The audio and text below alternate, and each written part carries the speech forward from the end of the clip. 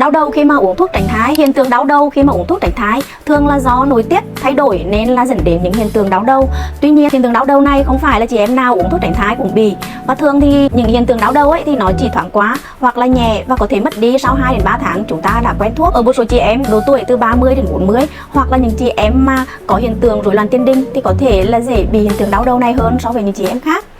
Tuy nhiên thì thường đau đầu này ấy, thì chúng ta có thể là giảm sau khi mà uống những thuốc giảm đau như là paracetamol hoặc là ibuprofen, hoặc là sau khi uống thuốc tránh thai từ 3 đến 4 giờ thì hiện tượng đau đầu này có thể giảm đi nhiều. Ở một số chị em thì hiện tượng đau đầu nó không hề thuyên giảm, nó kéo dài hoặc là đau dữ dội thì cần phải ngưng thuốc ngay, có thể là đổi sang những loại mà có nồng độ estrogen thấp hơn, hoặc là những loại thuốc tránh thai chỉ chứa một thành phần là progestin, hoặc chuyển sang biện pháp tránh thai mà không sử dụng nội tiết như là 3 con sói. Còn nếu chị em đau đầu dữ dội kéo dài hoặc là kèm theo những hiện tượng như là khó nói hoặc tê tay tê chân thì chúng ta cần phải dừng thuốc tránh thai và đi khám bác sĩ ngay nhé.